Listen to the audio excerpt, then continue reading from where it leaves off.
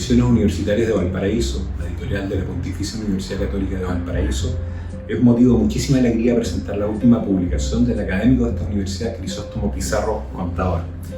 El título del libro: ¿Existen alternativas a la racionalidad capitalista?, con un subtítulo que nos señala la crisis del capitalismo y otra manera de vivir y pensar. Este libro, que es una reciente publicación de nuestra editorial y se encuentra disponible en nuestra página web, en la comuna, en Busca Libre, ustedes están interesados y se lo sugerimos, están interesados en adquirir, tiene por supuesto una perspectiva bastante particular para hacer una crítica respecto del sistema capitalista que hoy día está imperando en América Latina y en muchos lugares. Pero la gracia del texto de Crisóstomo, que es una investigación profunda, que da cuenta también de su extensa trayectoria como académico y nos permite ver perspectivas distintas para la realización de la crítica y las observaciones del sistema capitalista, pero también a sugerencias de las alternancias que existen en este sistema. Este libro va a ser comentado en esta presentación por el economista Ricardo French Davis, por el sociólogo Ernesto Tone y por supuesto por su autor Crisóstomo Pizarro. Los dejo con ellos y los invito por supuesto a que puedan conocer este libro y puedan tener la oportunidad de leerlo en los lugares que ya les he mencionado. Muchas gracias y estén muy bien. Sean bienvenidos a la presentación de ¿Existen alternativas a la racionalidad capitalista? Otra manera de vivir y pensar, del sociólogo y cientista político Crisóstomo Pizarro, contador. Comentarán este libro dos académicos de dilatada trayectoria profesional. Me refiero al sociólogo Ernesto Tone y al economista Ricardo French Davis. A continuación iniciará sus comentarios el profesor Ernesto Tone, a quien cedo la palabra. Muchas gracias, Esteban. Yo quisiera comenzar mi comentario sobre este libro que me parece, señalando como primera cosa que a mí me parece un libro necesario. Es un libro importante, es un libro que abarca desde una perspectiva muy amplia, sólida, todo el tema del debate en torno a la racionalidad capitalista, al debate sobre la racionalidad capitalista, sobre las posibles alternativas que podrían existir y sobre la relación, que es lo que está puesto en la parte final de este título, sobre el hecho de que otra manera de vivir y pensar, ¿cuál es su relación con otra lógica del capitalismo? ¿O puede haber otra manera de vivir y pensar al interior del capitalismo? ¿Es eso una cosa que una se desprende de la otra o puede que no? Entonces es un título muy provocador, este título. Es un título que genera muy claramente cuál es la orientación, a qué tema, a qué problema, a qué debate, a qué núcleo de debate se dirige el autor. Crisóstomo Pizarro, el Quicho, ha hecho un trabajo extraordinario. Yo señalo que este trabajo es extraordinario por varios elementos que contiene. Primero, porque yo no creo haber visto, y por Dios que he revisado, no creo haber visto una visión tan amplia del debate sobre este tema. Digamos, conozco muchos textos que son distintas, construidos a través de distintos papers, a través de distintas visiones, y libros donde se toca el tema con mucha fuerza, pero que no está centrado en el tema. Entonces, a mí me parece que este es un libro que va a durar, es un libro que está hecho para durar, porque es un libro que necesariamente tiene que ser consultado en un debate que va a estar por muchos años en el centro del pensamiento del cambio, de las transformaciones, de la forma de organización de la sociedad.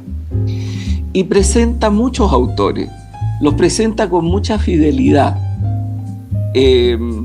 Autores distintos. Él tiene la generosidad incluso de incluirme con el concepto de acumulación civilizatoria, lo que me da mucha vergüenza al lado de gigantes enormes como Habermas y otros, que la vida me ha permitido conocer y trabajar con ellos.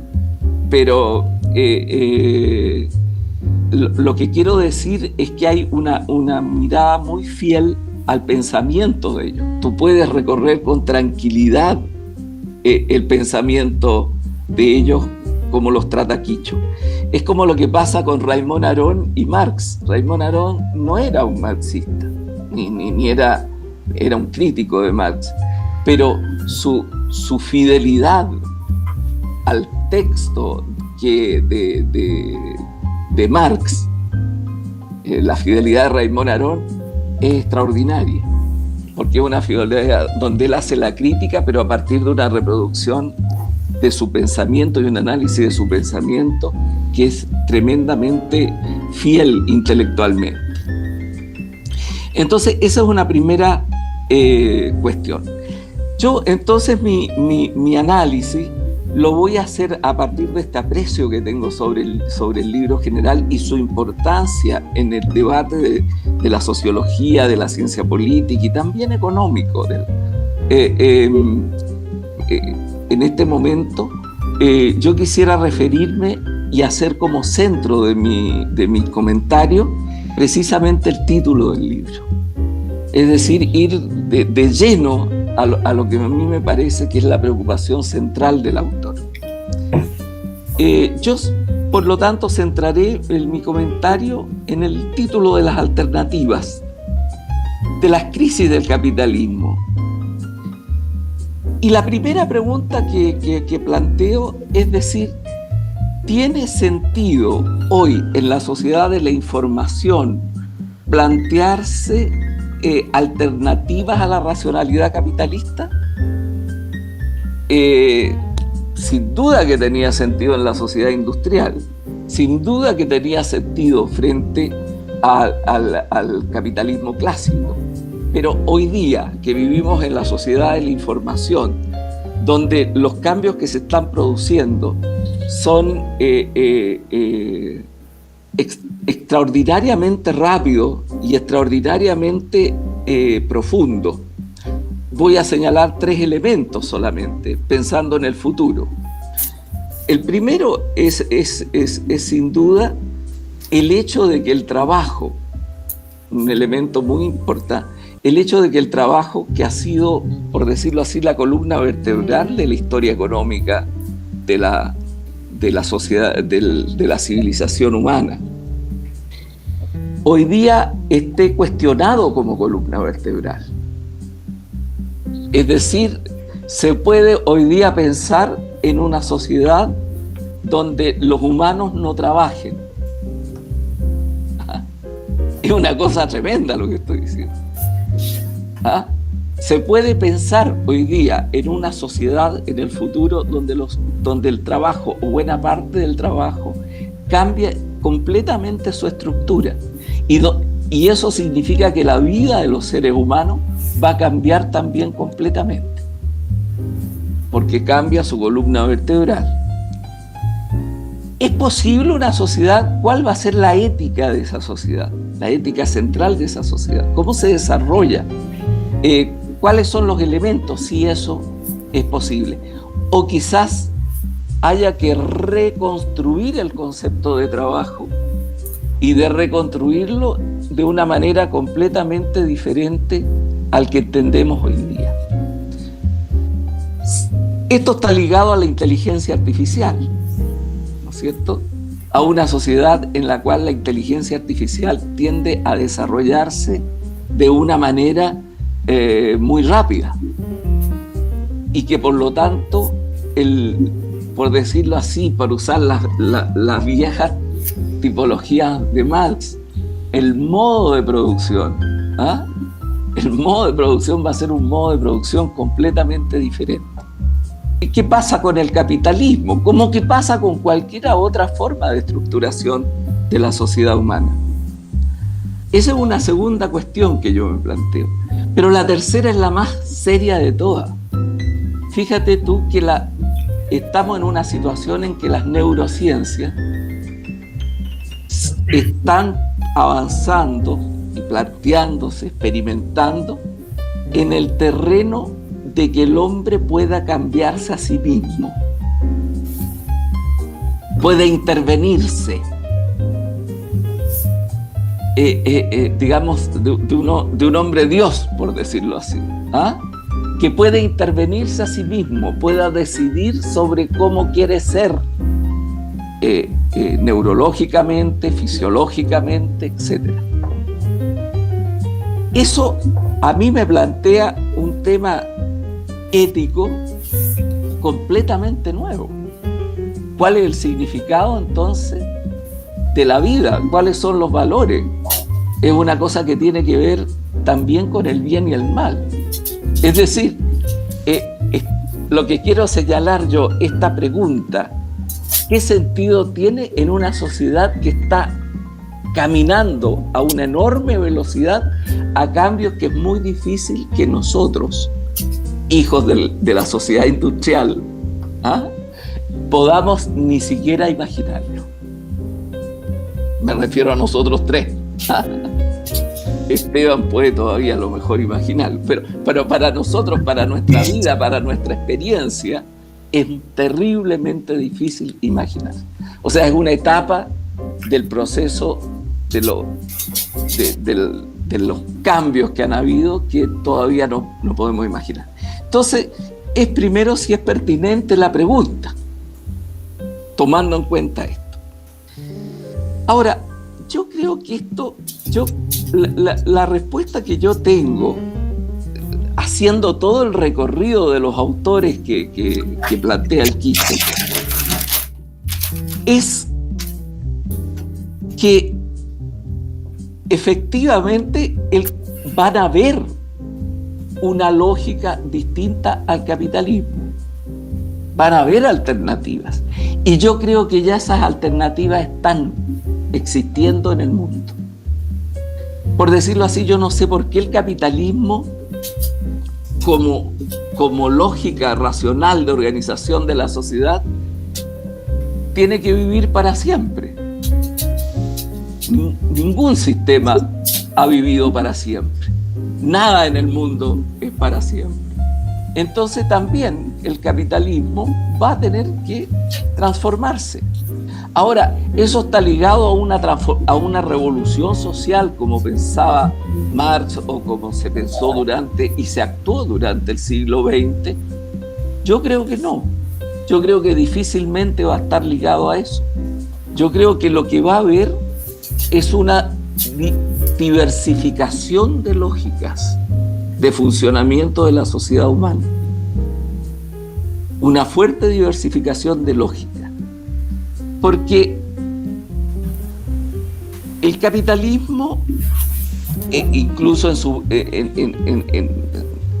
desde la crítica inicial de Marx, digamos que es una crítica lucidísima, pero fechada con temporalidad, ¿cierto? Con temporalidad que ya Bernstein discutía en 1900.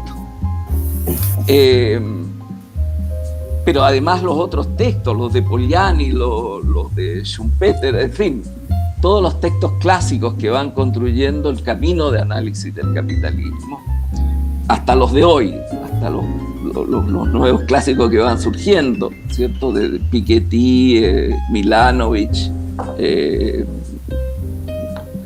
la Mazzucato, en fin, todos los nuevos economistas, estos que están surgiendo, y que vuelven a los temas y vuelven con otras miradas, etc. Si ustedes recorren todo ese camino, pasando por Eichmann, por todo lo que conocemos, por todo lo que es nuestro bagaje, si ustedes ven, no vemos diferencias extraordinarias tampoco, desde el inicio del análisis hasta ahora. Yo creo que lo que se viene ahora, lo que se va a venir en el futuro, va a ser un aceleramiento muy fuerte de un mundo muy distinto. Ahora, ¿cuál es el elemento fundamental a mi juicio? Yo no me voy a referir a los elementos de la definición del capitalismo que todos conocemos y que no son finalmente muy diferentes, las unas a las otras en su significado. Pero voy a poner un acento en la base antropológica, ¿cierto? La base antropológica del capitalismo parte de que una actitud egoísta puede generar el bien. ¿Ah? Es decir, mi interés, el homo economicus, es un hombre que está preocupado de su interés egoísta, por decirlo con Adam Smith, pero que sin embargo ese interés egoísta produce el bien. Marx discute esta visión antropológica, ¿no es cierto? Marx la discute fuertemente porque dice, no es así. ¿Ah?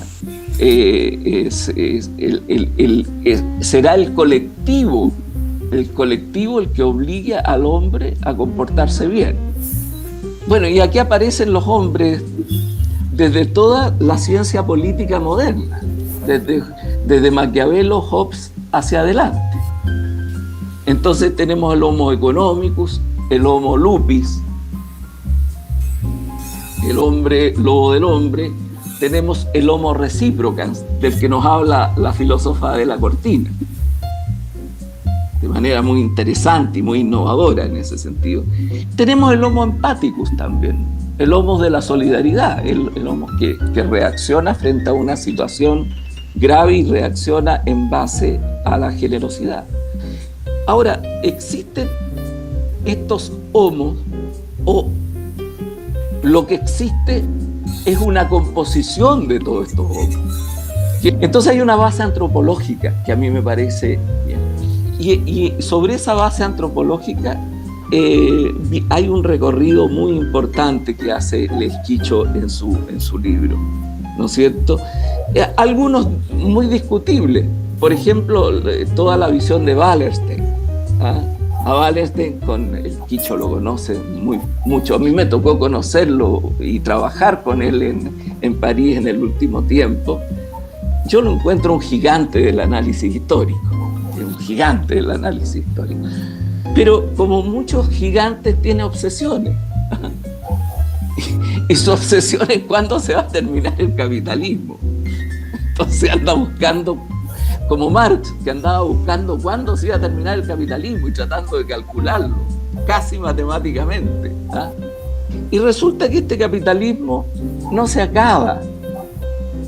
Yo creo que va a llegar un momento en que se va a transformar en otra cosa, pero no se va a acabar propiamente tal, sino que va a ser una de las lógicas dentro de un conjunto de lógicas económicas, filosóficas, políticas, éticas, etcétera, que va a existir en el futuro. Y no se acaba porque se transforma, tiene una gran capacidad de adaptación. Claro, al final seguramente será irreconocible.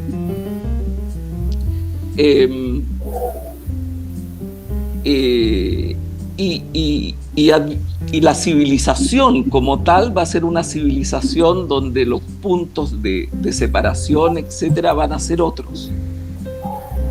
Pero a mí me preocupa un elemento que el Quicho lo trata fuertemente, pero que está quizás es lo que a mí me preocupa más. Yo creo que junto con la lógica alternativa del capitalismo, a mí me preocupa la lógica de la democracia en este cambio. La lógica del sistema democrático. ¿Qué va a pasar con la democracia? Y ahí me salgo, claro, de la visión, ¿no es cierto?, no democrática, que es posible también y que existe, que está ahí. Pero cuando nosotros pensamos en esto,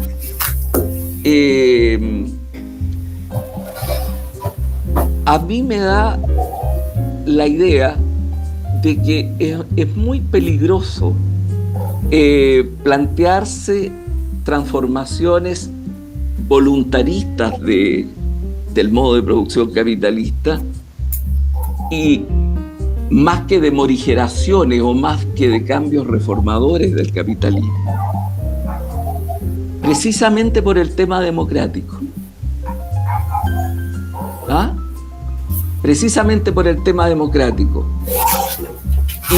Y cuando hablo del tema democrático, hablo del tema democrático como habla Bobbio. Es decir, hablo del tema democrático en dos dimensiones: en la democracia de los procedimientos y en la democracia de los contenidos. Es decir, la democracia de los contenidos es la democracia de la igualdad, ¿cierto? De una sociedad lo más igualitaria posible. Y entonces, frente a eso, es donde yo creo que es muy importante el paso que hace el Quicho sobre el pensamiento de Rawls, el pensamiento de Callum, el pensamiento, las aportaciones que ha hecho Piketty, y también lo de Castells, lo de Manuel, lo de Manuel con respecto a cómo eso se va a producir. Entonces yo diría, frente a la pregunta central del Quicho, yo diría dos cosas. ¿Existen alternativas de racionalidad al capitalismo? Sí, existen. Esas se parecen en algo a las revoluciones del siglo XX. Yo diría que no se parecen a las revoluciones del siglo XX, por una razón muy concreta. Las revoluciones del siglo XX generaron sociedades y todas esas sociedades fracasaron. Todas, sin excepción alguna. Todas fracasaron. Y fracasaron desde el punto de vista económico, aunque tuvieron logros parciales en determinadas etapas del desarrollo de la economía, y fracasaron sobre todo en un sistema político que permitiera la libertad y una mayor niveles de igualdad. Entonces, frente a esto, si nosotros examinamos las sociedades actuales, lo que tenemos delante nuestro son las sociedades que mejor, por decirlo así, les ha ido. Son las sociedades reformadoras. Y son sociedades con una base, hasta ahora, con una base de capitalismo. Son los países nórdicos, en la Europa continental, con todos los problemas que tiene, pero eso es la realidad que tenemos más cercana a esta lógica a la que aspira el Quicho. Una sociedad que viva mejor, conviva mejor y sea más libre y más igualitaria. Entonces, esas son las sociedades más cercanas. Pero esas sociedades más cercanas no nos sirven tampoco como modelo. No nos sirven como modelo, porque aquí hay un cambio tan fuerte en el terreno geopolítico y estos cambios que anunciaba al principio, que requieren un desarrollo teórico que va a tener que ser muy fuerte para no quedarse atrás. Es decir, porque podemos llegar a lo que yo he señalado, que lo toma muy generosamente Quicho, que es que el mundo puede seguir avanzando en su base tecnológica, incluso en las condiciones materiales de existencia, como lo diría Marx, pero que puede haber un proceso de barbarización. Claro. Es decir, no necesariamente ello implica una sociedad mejor. Y por lo tanto la pregunta era el tercer elemento que iba a plantear yo, es perfectamente pertinente. Y entonces, por ejemplo, me voy a pasar violentamente a dos cosas. Una, yo creo que el Quicho hace un aporte muy importante cuando hace un análisis sobre el neoliberalismo como doctrina. Porque yo creo hay una gran confusión, y que Ricardo la debe vivir mucho cuando trata de discutir de economía, particularmente con sectores de la izquierda chilena, y que hay una cierta confusión entre neoliberalismo y capitalismo, en donde se hacen palabras, conceptos idénticos. se identifica uno con otro. Y uno es una doctrina. Y el capitalismo es un sistema, y un sistema que existe de manera muy diferente en diferentes partes del mundo. Claro. Y se va combinando con distintas formas, y con distintas formas políticas.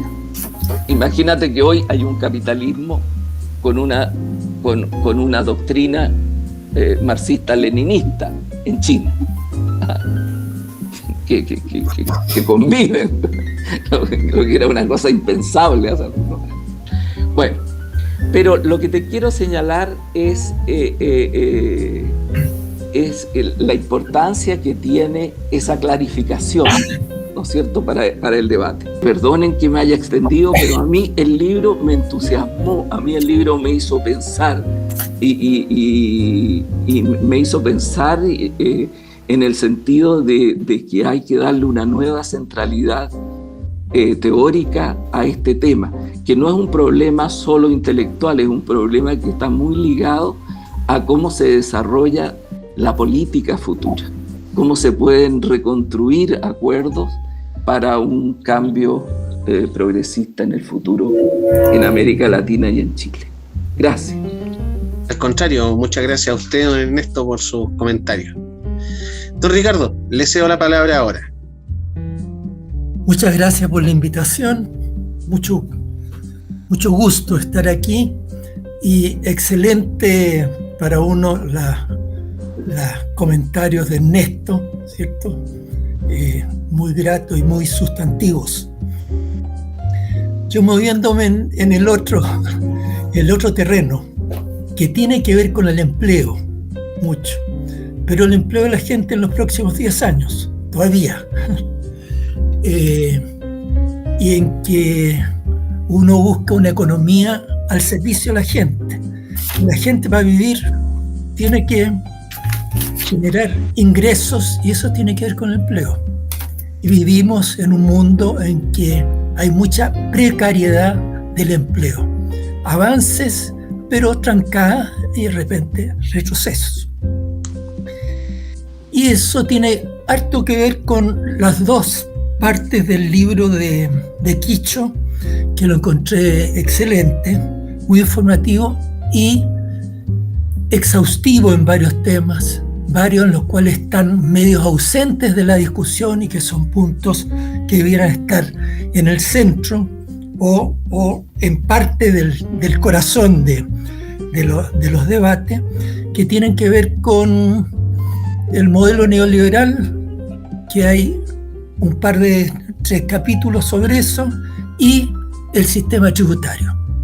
Y los dos temas que están en plena discusión en lo convencional y en las tareas para el próximo gobierno.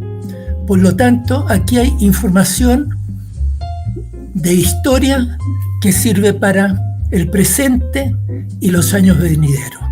Hay lecciones en lo tributario y elementos en el modelo. Mucha discusión si se dice se acabó el modelo, se reemplaza, y es muy vago qué es el reemplazo del modelo, qué cosas, borrón y cuenta nueva, o qué son los cambios estructurales que le dan otro signo al funcionamiento de la economía, que también es una economía de mercado, así como una economía de mercado la China, que mencionó Ernesto, y los escandinavos.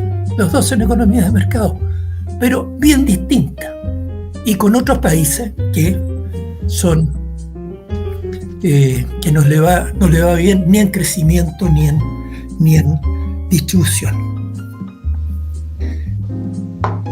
En la primera parte el Quicho con el sustantivo análisis de la desigualdad del mundo. Por ahí pasa Piketty, ¿cierto? Que lo mencionó un par de veces Ernesto, con este economista que es el que está en el pic de moda.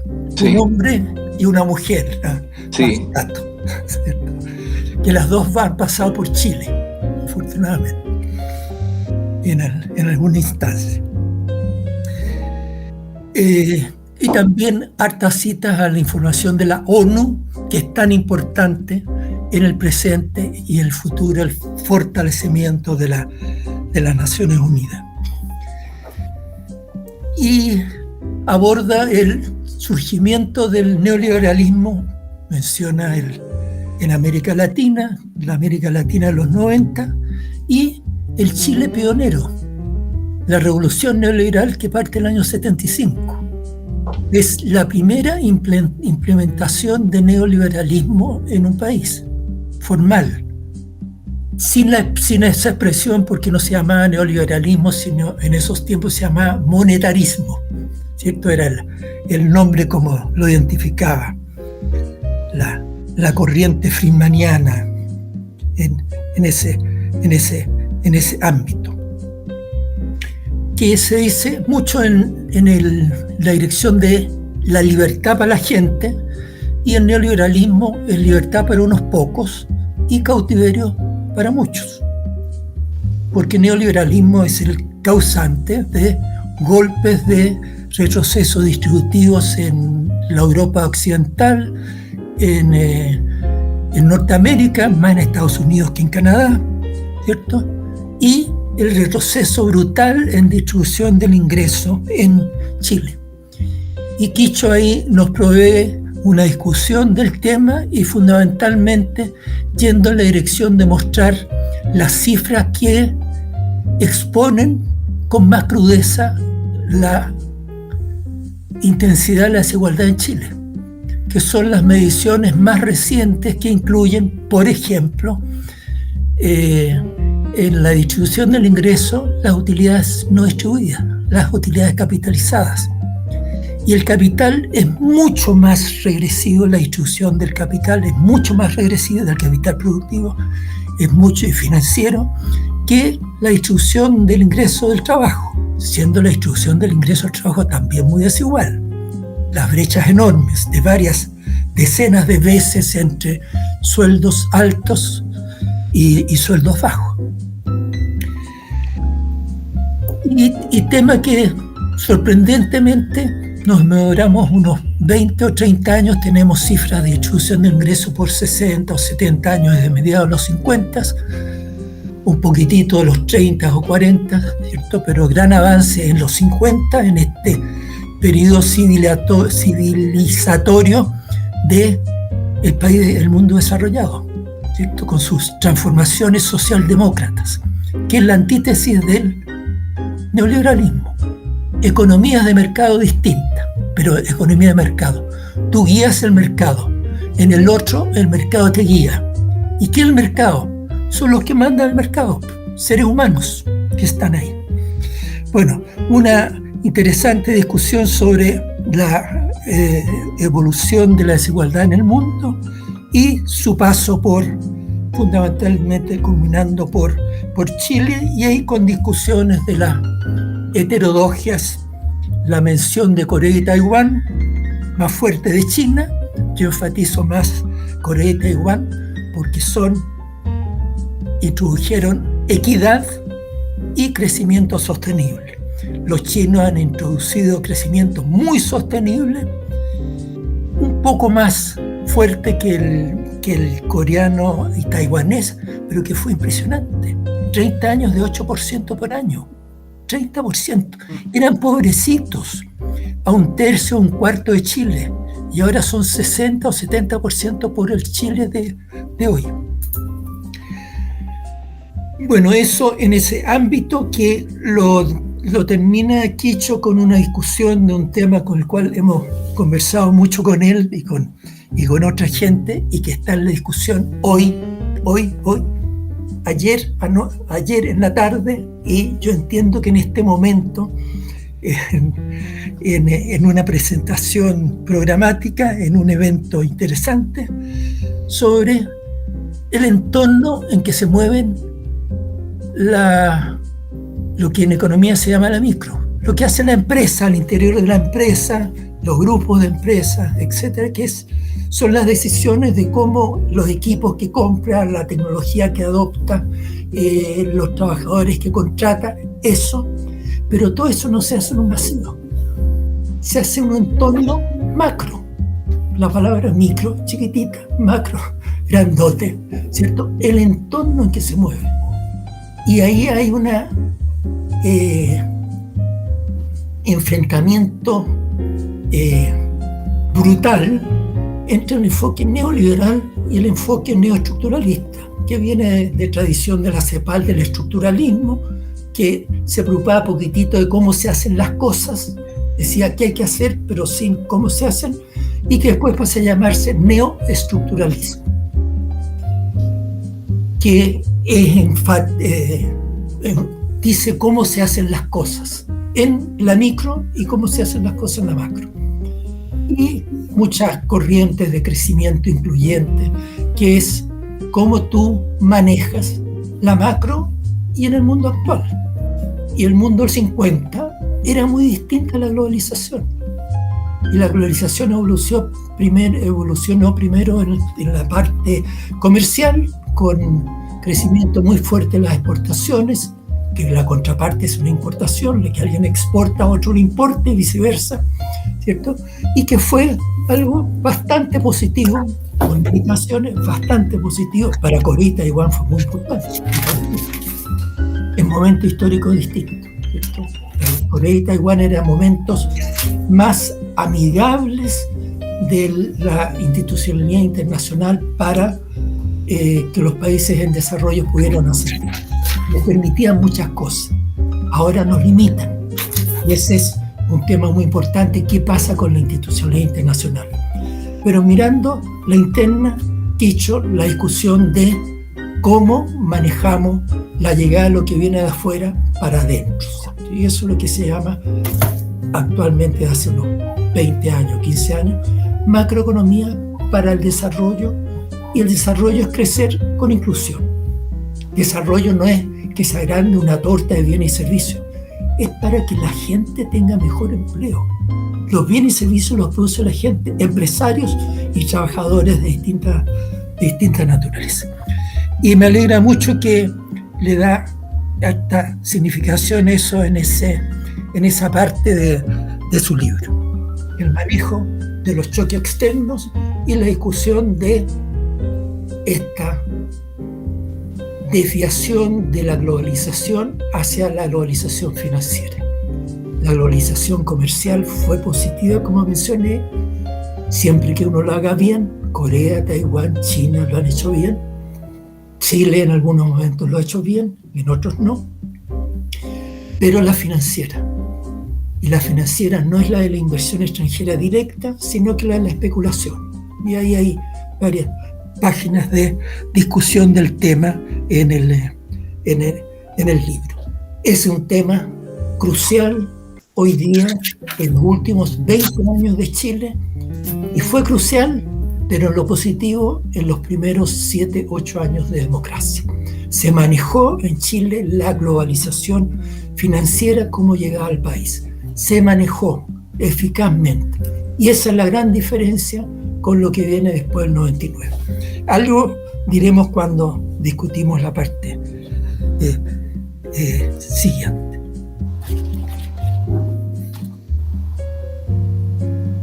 Bueno, después Kicho pasa a varios capítulos, toda su cuarta parte.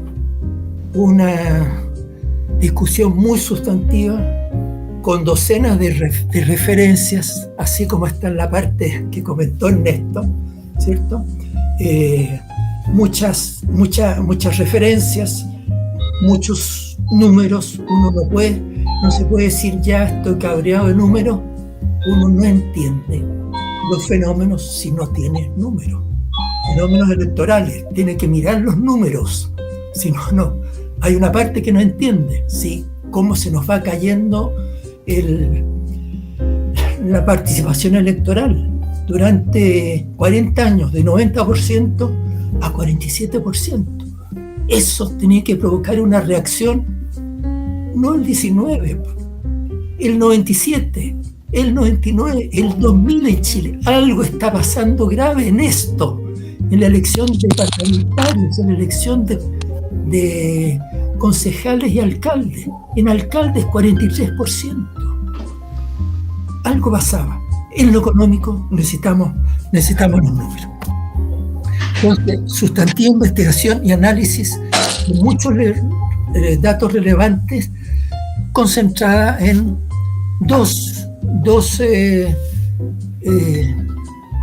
cambios no revolucionarios, pero significativos tributarios del año 90, en los primeros 2 años de democracia, y lamentablemente 24 años después una segunda reforma con similitudes del objetivo cuantitativo de alrededor del 3% del PIB. ¿En qué contexto?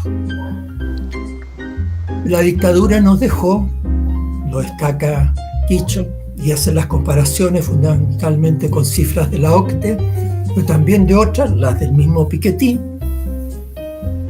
Atkinson, que fue mencionado, que un gran autor que se murió Anthony Hopkins, desafortunadamente de manera prematura, gran coautor, entre otros, con Piketty y que los otros 2 muchachos más jovencitos, como Esteban, a lo mejor.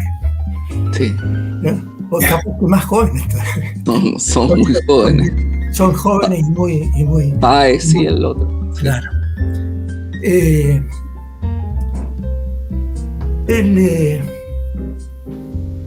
Tenemos la herencia que recibimos muchas herencias, ¿cierto? La tremenda desigualdad y la carga tributaria. Teníamos una carga de 15%. Se había reducido más o menos 50%.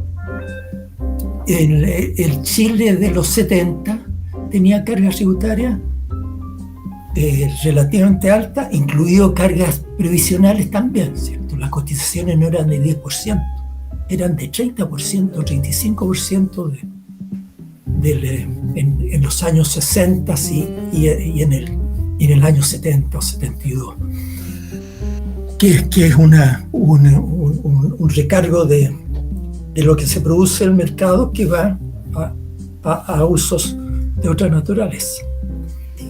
Pero las cargas tributarias, el impuesto a las empresas eran muy elevados también, con muchas evasiones, etcétera, pero teníamos una carga, y el gobierno de la dictadura hizo 3 reformas tributarias, cada una más regresiva que la anterior. 75, 84 y otra en el 88, en plena elección del plebiscito. Reforma tributaria electoral, de frentón, el neoliberalismo en pleno con sus acciones electorales, interviniendo el mercado para modificar el mercado a su favor, esperando que eso afectara al electorado.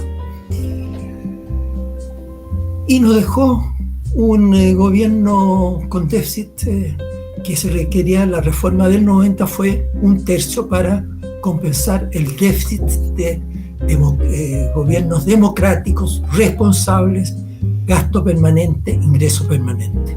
Cosa que hemos escuchado gratamente repetida por uno de los 2 candidatos presidenciales actuales de nosotros, gasto permanente con ingresos permanentes. Y eso es una receta democrática y que nos da sostenibilidad. Uno no puede financiar algo sin nada. Tiene que financiar algo con algo. Y es eso lo que requiere. Y por eso tan clave el tema de reforma tributaria hoy día, en el cual hay muchas lecciones en esta 4ª parte del libro, de la extensa 4ª parte del libro del Quicho. Bueno, hace una muy buena discusión en cada uno de los episodios. Quicho plantea el proyecto, plantea los argumentos de la oposición. En esas dos reformas la oposición era la derecha, en ese tiempo compactada, en los tiempos de los 2 grandes bloques, y entonces ese bloque de oposición, los argumentos que iba contra la reforma tributaria del gobierno, pasa por los detalles de las propuestas, la discusión en el Parlamento, muy sustantiva, muy cosas interesantes de volverla para uno recordar y otras que ignoraba, ¿cierto?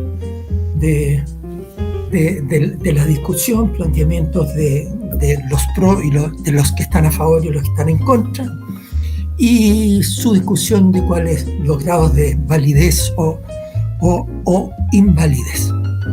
Algunos de los argumentos menciona por ahí las críticas del senador Guzmán.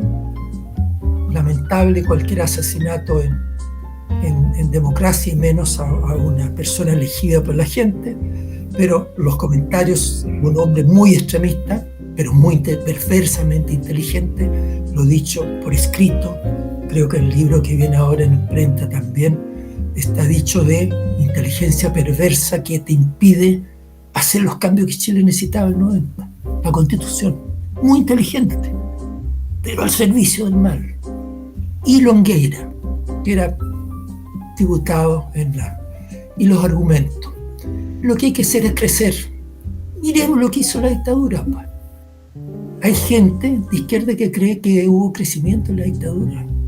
Hubo 2,9%. 2,9%. En la vieja democracia, don Jorge Alessandri y don Eduardo Frei, 4,5, 4,6% crecía el potencial. Y teníamos el lote de pifias, un proteccionismo excesivo, qué sé yo, un montón de defectos, pero crecíamos mucho mejor, 4,5, 4,6, mejor que en los últimos 12 o 14 años de democracia. Nos caímos, ¿a qué número? A 8,9. Nunca se mira ese número, se mira, y en el libro se menciona por ahí, se menciona el 3,9%. Veníamos cayendo, el 7,1%. El hecho es que con la reforma tributaria crecemos durante 9 años 7,1%. Per cápita 5,5%. Salario mínimo creciendo sistemáticamente. Desempleo bajando bajo. Y Quicho menciona por ahí una cifra en un periodo corto a mediados de los 90 de, creo que era la cifra 4,6 o 4,9. La dictadura tuvo 31%. 83. Tuvo altibajos, ¿cierto? Y después tenía 8%, qué sé yo, pero con salario mínimo el 89 menor que lo que era el salario mínimo del 70. Compraba menos pasajes de micro, menos entradas de teatro, menos kilos de tallarines, etcétera, etcétera. Todo lo que los 300 productos que mide el IPC. El 89 compraba menos que 20 años antes, menos que el 71. El 71 no era sostenible. Miremos el 70, que era sostenible, era menor. Eso es el neoliberalismo en pleno, el neoliberalismo en dictadura. No es la democracia Menem, hace neoliberalismo con las limitaciones. Reagan hace neoliberalismo con limitaciones. Thatcher con limitaciones. Entonces, atenuado. Estos hicieron una revolución neoliberal con las manos libres y por lo tanto pudieron equivocarse en pleno. El hecho es que se podían cobrar más impuestos y restablecer el impuesto a la empresa. Nos dejaron en 0. Se restablece, se pone un 15. Ellos habían eliminado un 10%, se restablece en 15. ¿Por qué crecemos? Porque el sector privado tuvo una buena economía, tuvo una buena macro. Chile reguló la cuenta de capitales, manejó el tipo de cambio y redujo la inflación. Y les creó un entorno en que los empresarios estaban usando su capacidad productiva. Votaban por la derecha y por a lo mejor candidatos pinochetistas, pero en el mercado votaron por la democracia. 8 puntos, y eso lo cita no solo una vez, sino que 2 veces, por lo menos 2 veces, lo reencontré ahora en el libro de Quicho, de el 7,1% versus el 2,9% y el 8 puntos de tasa de inversión por sobre el promedio de la dictadura, que tuvo altibajos, pero no se puede contar solamente los altis o solo los bajos, hay que contar los promedios. Y si los promedios son con mucha fluctuabilidad o no, porque la fluctuabilidad, un promedio digamos de 5, pero pasa entre 8 y 1. Entre medio, eso afecta el empleo y afecta a las pymes. Y eso yo diría que el 99,3% de mis colegas suele ignorarlo. Hay que mirar qué pasa en las transiciones, entre acá y allá. Y queremos que la transición sea pacífica, que vayamos cerca del PIB potencial. Y eso se logró en los 90. Pasamos al 14, se lanza, está en la campaña de Michelle Bachelet, el programa, y la discusión, de nuevo, muy parecido. Va a frenar la inversión privada. No miraron lo que pasó en los 90. Va a frenar el crecimiento. No miraron lo que pasó en los 90. Va a afectar el empleo y las pymes. No miraron lo que pasó en los 90. Las pymes estaban mejor el 98 que el 90. Mucho mejor. Se ampliaron y estaban en un entorno que crecía 7%, que no era solo las grandes, medianas y pequeñas. Fue incluyente, con gran limitación de una cosa, que hasta hoy día está pendiente y está esperándolos en la nueva oportunidad del 22. Política de desarrollo productivo. La Constitución lo prohibía. Lagos trató de echarlo a andar. Se encontró con una oposición gigante de la gran dirigencia empresarial y se archivó el tema, igual que el tributario, en ese gobierno y en el gobierno de Eduardo Frei. Los dos temas no estaban presentes. No estuvieron en el pipeline. En el 2000 sí estuvo las políticas, reuniones concretas en la Corfo, dirigencia empresarial y personas del gobierno y de la Corfo discutiendo propuestas para hacer política de desarrollo productivo, estar presente uno, físicamente ahí. Bueno, la del 14, los mismos argumentos. La reforma del 14, el proyecto original no era igual. Tenía elementos distintos. De los saltos están muy bien discutidos en el libro, ¿cierto? La renta atribuida es un tema complejo, no se pueden gastar segundos en eso.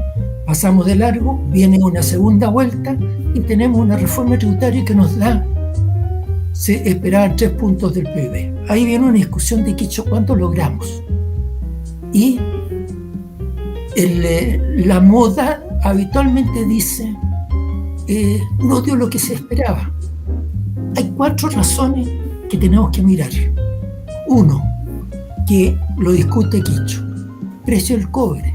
El que el precio del cobre le baje al gobierno de la Michelle no es culpa de la reforma tributaria, es lo que pasó en el mercado internacional. Y el cobre da impuestos, da utilidades de Codelco. La mitad de Codelco paga la mitad de todos los impuestos, produce 30% del cobre, pero aporta el 50% de todos los ingresos tributarios de la minería. Razón para no andes haciendo brutalidades de querer privatizar Codelco o un pedazo de Codelco. No tiene ningún sentido, sería pésimo negocio para el Estado. Y para la transformación productiva, en el cual hay un rol de Codelco, que no hay tiempo, un rol muy importante de Codelco. Cosas que puede hacer, que no está haciendo ahora. Bueno, los mismos, está ese punto del cobre, está el crecimiento decae. Fue causa de la reforma tributaria y ahí Quicho lo discute también. Menciona cifras. Las reformas tributarias tienen efecto y no hay que desconocerlo. Si uno le cobra más impuestos a una empresa, tiene menos plata. Lo que tiene que darle compensaciones, y en los 90 la compensación fue el entorno macroeconómico. Manejo el tipo de cambio, buen mercado de capitales para las grandes, no para las pequeñas, pésimo, muy profundamente desigual, no profundo, sino profundamente desigual para las pymes, era y sigue siendo profundamente desigual, y tenemos que corregirlo en el 22. Bueno, hay efecto a la reforma tributaria, hay más recaudación, hay que mirar no el primer, segundo, tercer año, sino también mirar el cuarto, y recaudamos una parte.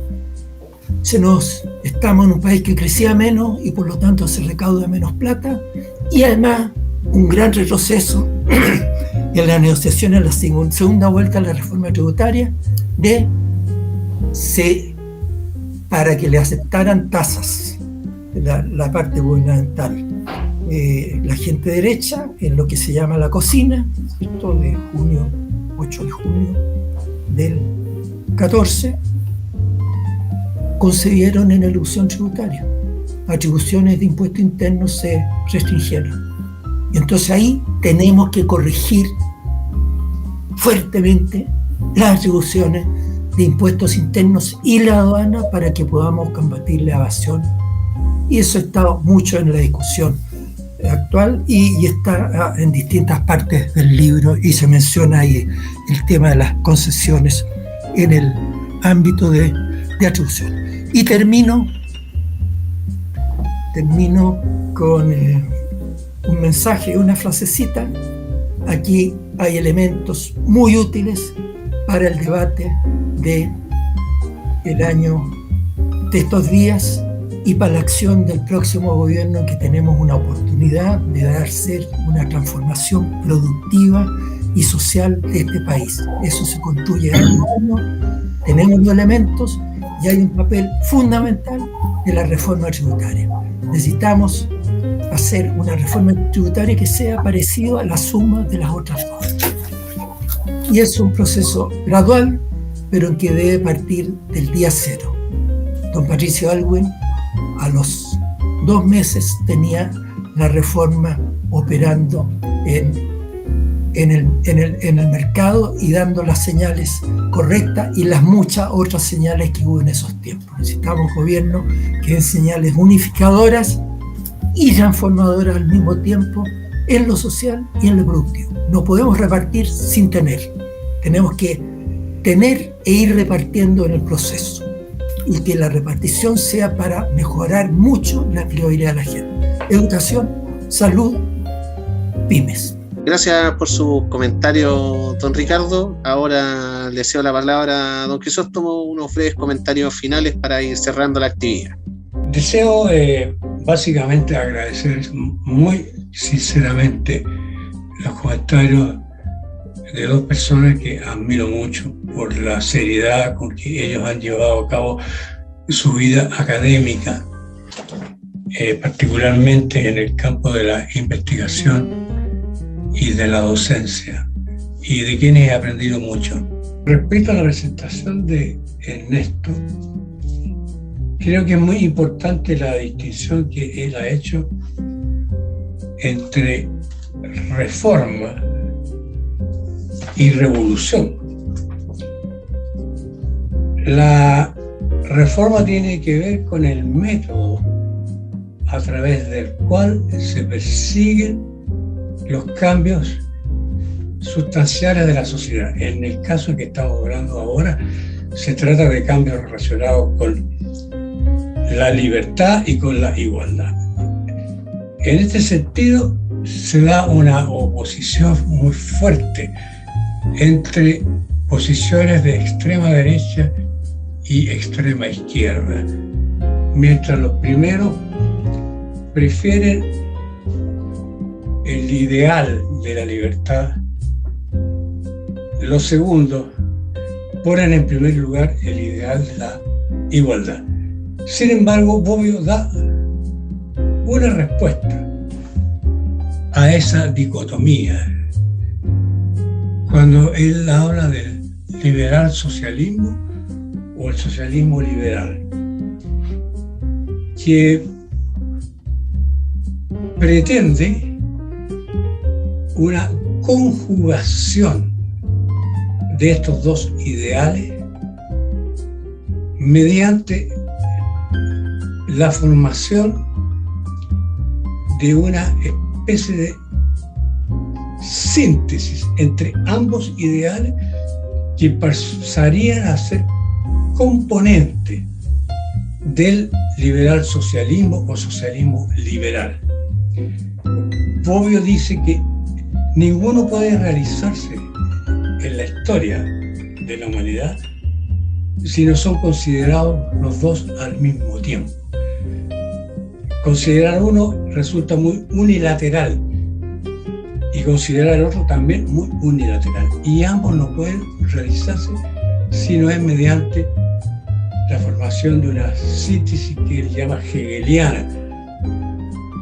De manera que la propuesta es que asumamos los dos ideales que siempre se realizan en la vida práctica como una tercera vía. Y esa tercera vía no sería una vía entre los dos extremos, entre extremo izquierdo y extremo derecho, sino que sería una vía que está más allá. Esa es la primera observación que yo haría con respecto a la presentación de Ernesto Tone. Y considero que Bobbio da una respuesta satisfactoria a esta dicotomía. Lo segundo que me gustaría resaltar es que Ernesto tiene razón al decir que las condiciones actuales del capitalismo deben ser examinadas a la luz de los desarrollos tecnológicos y científicos. Si pueden llegar a transformar al hombre en un objeto de las tecnologías del conocimiento y de la formación y de la información, quiero decir, y por lo tanto el problema del capitalismo debe ser revisado a la luz de estos nuevos desarrollos, y probablemente una de las contribuciones más interesantes en este sentido es la que formó Yuval Noah Harari en su libro sobre Homo Deus.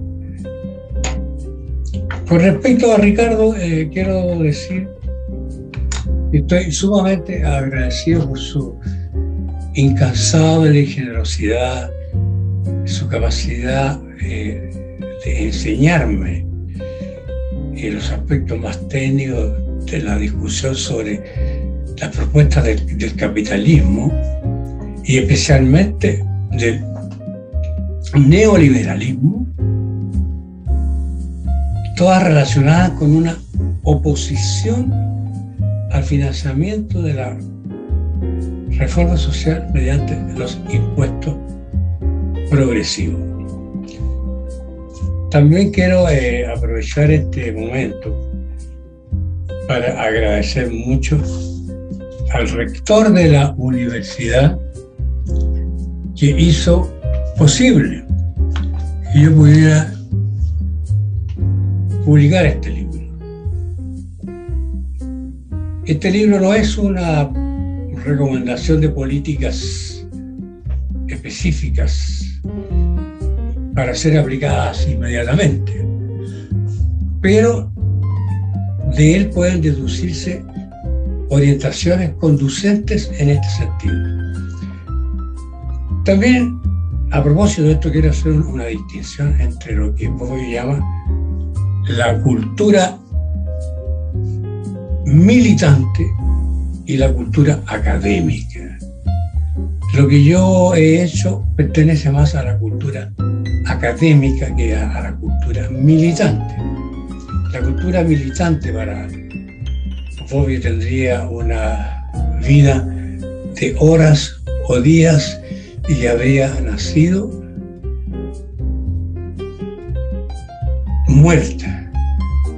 Y los escritos procedentes de la cultura militante ni siquiera llegan a ser recogidos en los grandes cementerios en que se han convertido las bibliotecas nacionales.